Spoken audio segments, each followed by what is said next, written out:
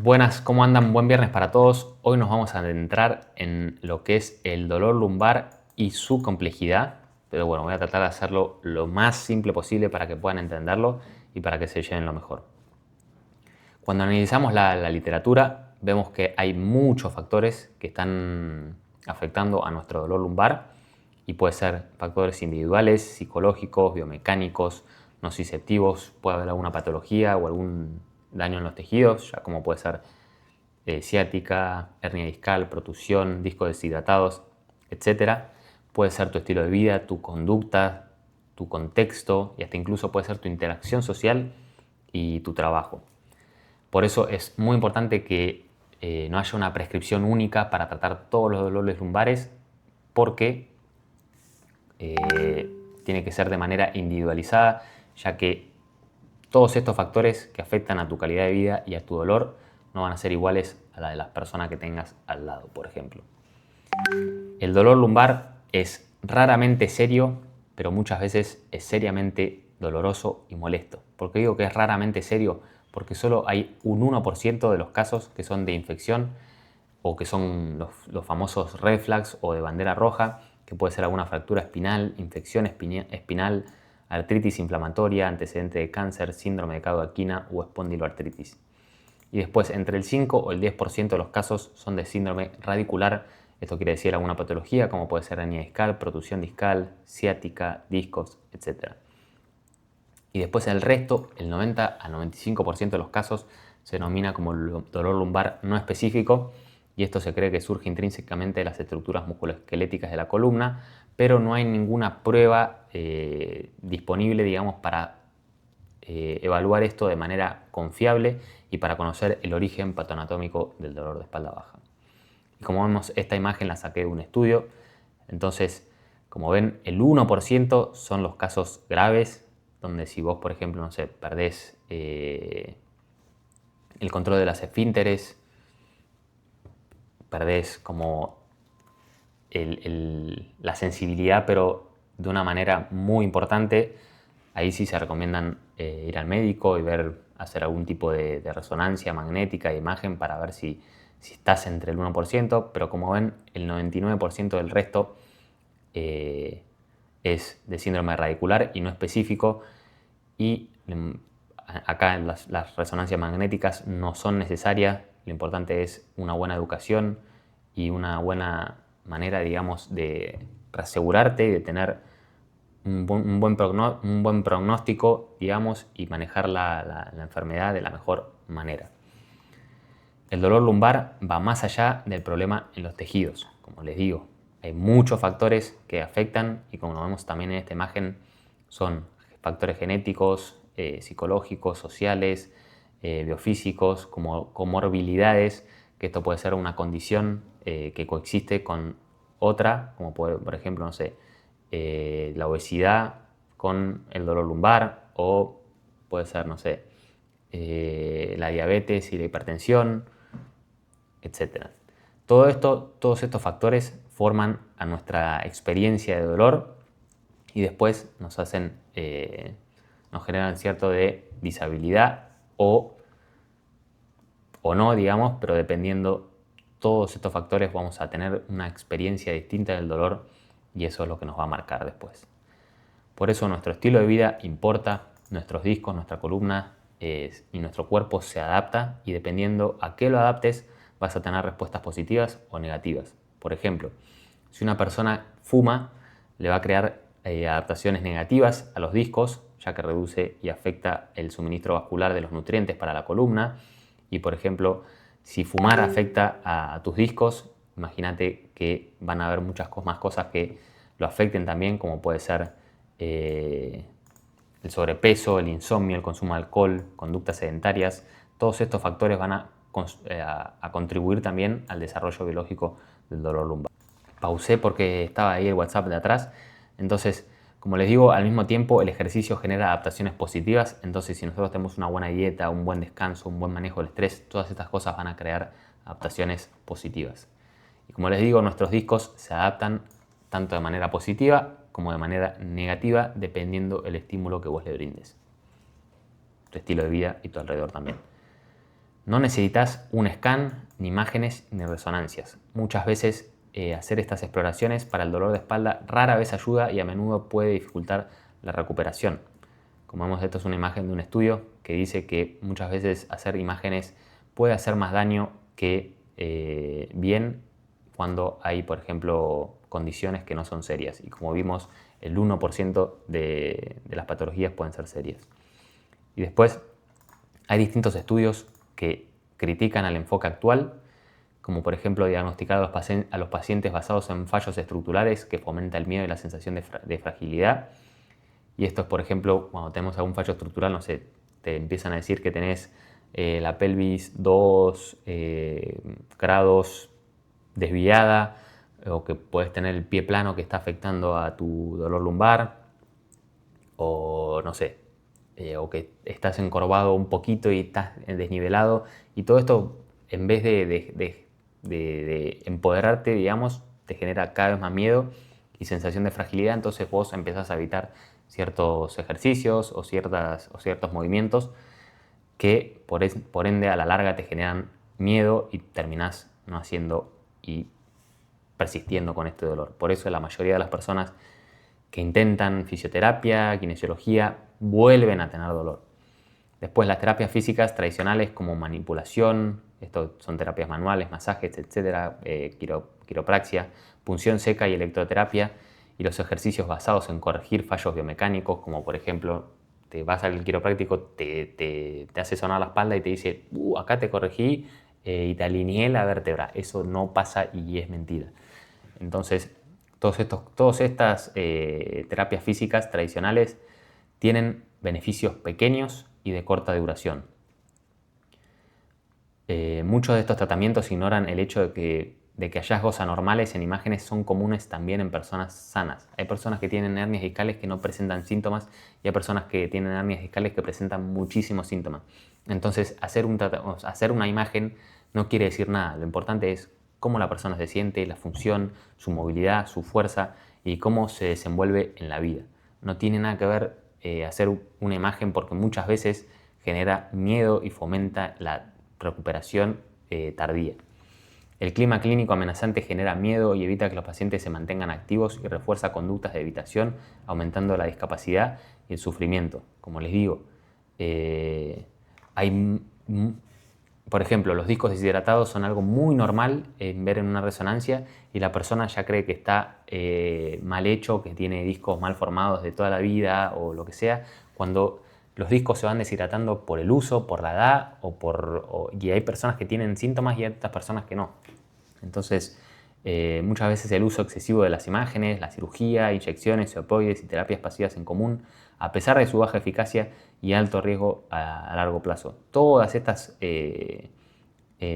tratamientos, como puede ser la manipulación, la punción seca y electroterapia, cirugía, opioides, terapias pasivas, tienen una baja eficacia y alto riesgo. Por eso siempre lo mejor es empoderarlos a través de la educación y que entiendan que tener mejores hábitos, que enfocarse en su recuperación, tener un buen manejo del estrés, un buen descanso y hacer un buen programa de ejercicios progresivos va a ser lo mejor a largo plazo. Después, las inyecciones muchas veces no ayudan. Revisiones sistemáticas afirman que la eficacia es limitada por ejemplo, las inyecciones epidurales de esteroides para reducir el dolor y la discapacidad en las radiculopatías cervicales y lumbares y posiblemente en la estenosis espinal lumbar, principalmente a corto plazo. La mayoría de las personas te van a hacer creer que el movimiento tiene que ser perfecto y necesitas hacer todo con una columna neutral, como vemos en la industria del fitness. Si por ejemplo te dicen no, tenés que hacer el peso muerto con una espalda neutra y si no lo estás haciendo mal. Cuando no existe una digamos, postura única para el peso muerto, una técnica única y universal, porque, por ejemplo, no sé, comparándome a mí con una persona que es mucho más alta, quizás la persona tiene las piernas mucho más largas que su torso en relación a su torso y obviamente eso va a tener una técnica diferente para él que para mí. Por eso es muy importante entender a nuestra anatomía, digamos. Y la columna, si querés ver la otra clase de si necesitas corregir tu postura, está bueno y pedímela para tener más información sobre esto. Pero bueno, la columna está diseñada para resistir peso y tiene tejido conectivo súper fuerte y resiliente. Por eso es muy importante entenderla y no estamos hechos de manera frágil y no somos de goma. Las hernias discales mejoran y no hay ningún tipo de evidencia que diga que levantar peso de alguna manera o en una columna lumbar en flexión sea perjudicial. También hay otra clase en flexión lumbar que si la querés me la puedes pedir. Y después la mayoría de las hernias discales suceden por factores genéticos, no por tu postura o por tu técnica de levantamiento en el gimnasio. Y así como no hay evidencia de esto, sí hay evidencia de que no entrenar ni hacer ejercicio de movilidad de fuerza tiene un mayor riesgo de desarrollar una hernia discal. Entonces, no es cómo entreno, sino si entreno. El sedentarismo es lo peor que podemos hacer no solo para nuestra salud, la salud de nuestra columna, sino para nuestra salud en sí. Por eso, un ciclo repetitivo de progresión crea adaptaciones positivas en nuestros discos y los mantiene saludables. Es fundamental en estos casos no paniquear, seguir en movimiento, ser paciente y pensar de manera positiva. Lamentablemente, muchas veces el dolor lumbar vuelve y seguramente lo están experimentando, tiene gran tasa de reincidencia y puede que una semana estés excelente y la otra semana, no sé, el lunes te pataste con dolor. Por eso todo tiene que ver también con nuestros hábitos y con nuestra conducta. El ejercicio, la actividad física y los trabajos de fuerza, de movilidad ayudan a prevenir el dolor lumbar y de hecho hay evidencia que indica que un buen programa puede reducir la intensidad futura del dolor lumbar en el seguimiento a corto plazo y que el ejercicio combinado con educación, por eso traigo estos videos acá, puede reducir la discapacidad futura debido al dolor lumbar en el seguimiento a largo plazo. O sea, como vemos, un buen programa te puede ayudar en corto plazo, pero lo que realmente te va a ayudar a largo plazo es un programa combinado con educación. También es sumamente importante, y lo que creemos importa y mucho, las creencias negativas respecto a las consecuencias del dolor lumbar se asociaron con una mayor posibilidad de desarrollar dolor de alta intensidad y alta discapacidad.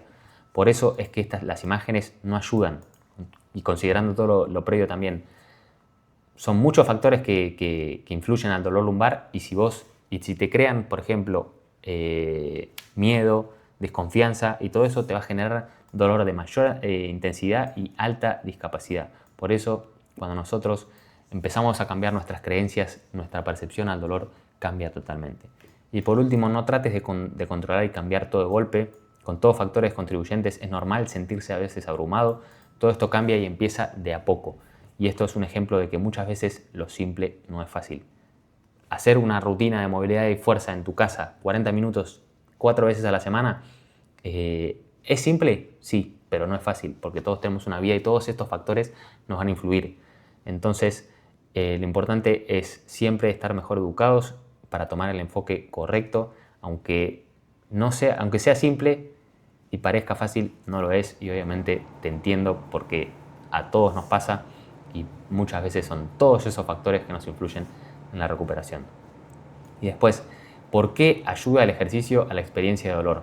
Acá vamos, el ejercicio es útil para reducir el dolor, la discapacidad y mejorar la función en muchas personas con dolor lumbar agudo y dolor crónico.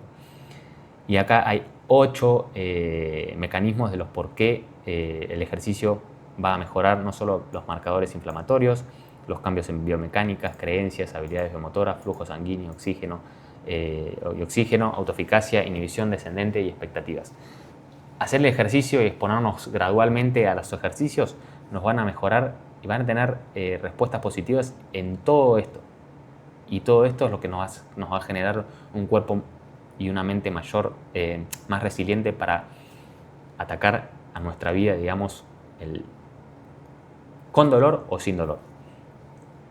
Y después hay que aceptar que el dolor se puede comportar de manera rara e inusual. Si tu fuerza, por ejemplo, movilidad y condición física mejoran, puede que el dolor siga estando. Por eso el dolor es una experiencia rara y una experiencia que le influyen tantos factores. Lo importante, digamos, en este caso para mejorar el dolor, la discapacidad y la función es el desarrollo de la autoeficacia contra el dolor. Y es, por ejemplo, nosotros tenemos al dolor y toda una vida. Como vemos acá, nosotros tenemos al dolor, nuestra calidad de vida y todos estos factores que lo están influyendo. ¿Por qué en vez de estar todo el tiempo y constantemente enfocarnos en esta parte, no nos enfocamos en todo el resto? Y de esta manera hacemos que nuestra vida sobrepase al dolor. Y vamos de vuelta. Simple, pero no es fácil. Y decirlo es siempre es muchas veces más simple que ponerlo en acción. Pero, como les digo, nosotros tenemos cosas muy importantes como trabajar, moverse, relacionarse, a pesar del dolor. Entonces tenemos que generar que todo el resto de nuestra vida sobrepase a ese dolor y no que el dolor sobrepase a todo el resto de nuestra vida. Y también hay que entender que el sistema inmune juega un rol muy importante en el mecanismo de defensa. Muchas lesiones musculoesqueléticas se curan por sí solas siempre y cuando tu sistema sea capaz y le brinde las herramientas necesarias para esto. Si vos tenés alguna patología, algún dolor, alguna lesión musculoesquelética y vos no haces nada y te quedas sedentario, no te pones a movimiento, no cambias tus hábitos, adivina qué, tu sistema cada vez va a ser peor, va a tener más discapacidad y vas a tardar muchísimo más en recuperarte y después quizás hasta tenés muchos problemas con el dolor y todo esto va a hacer que no te recuperes nunca. Por eso, si le brindás las herramientas necesarias, vas a poder recuperarte. Después es clave usar las progresiones necesarias para ir confiando cada vez más en nuestro cuerpo y así empezar a reducir el miedo a ciertos movimientos. Con las progresiones indicadas, ningún tipo de movimiento es peligroso. El único movimiento peligroso es el que no estás practicando ahora y eso grabátelo. Tu cuerpo solamente no está adaptado o le falta habilidad para hacerlo. Y todo esto se aprende y con práctica podés mejorar. Después, nuestra interacción con las personas y las relaciones que vamos formando también influyen. Por eso tenemos el grupo de WhatsApp. Y acá no es lo importante solamente compartir las cosas buenas, sino también, como una vez dijo Gaby, compartir sus experiencias que pueden ser negativas y que pueden, no sé, un día sentirse excelente y al otro día sentirse mal y con dolor. Acompañarse en este camino, por eso es fundamental. Y experimentar dolor es normal, es totalmente normal, no hay que aislarse y sino compartirlo y con la educación y las herramientas necesarias poder y permitirse también sanar. La salud requiere un cambio de comportamiento, no es solo escuchar esta información y no hacer nada, no es entrar a un programa y no hacer nada, sino requiere literal un cambio de comportamiento y enfocarse en muchas áreas de nuestra vida, como ven, en todos esos factores y enfocarse en mejorar sus hábitos, su relación con sus parejas, con sus hijos, etcétera, con lo que sea, en su relación laboral, bueno, en todo. Y después, bueno, también esto es importante resaltarlo, que hay mucha inconsistencia en la rehabilitación. Por ejemplo, muchos profesionales de la salud te van a decir que pares de hacer ciertas cosas, que no puedes flexionar la columna, que no puedes hacer cosas dolorosas como correr, entrenar, cargar pesos, sentadillas, peso muerto, etc. Y muchas otras personas piensan que el dolor durante el ejercicio o hacer tareas es malo, dañino, perjudicial y poco seguro. Sin embargo, son estas mismas personas que no tienen ningún tipo de problema exponiéndose a terapias o a rehabilitaciones como puede ser, por ejemplo, masajes, agujas, etcétera, que son dolorosos. Entonces hay que tener un poquito de sentido común y por qué tratar al dolor, digamos, con un masaje que nos está generando molestia y dolor está bien, pero después cuando experimentamos dolor en el ejercicio está mal.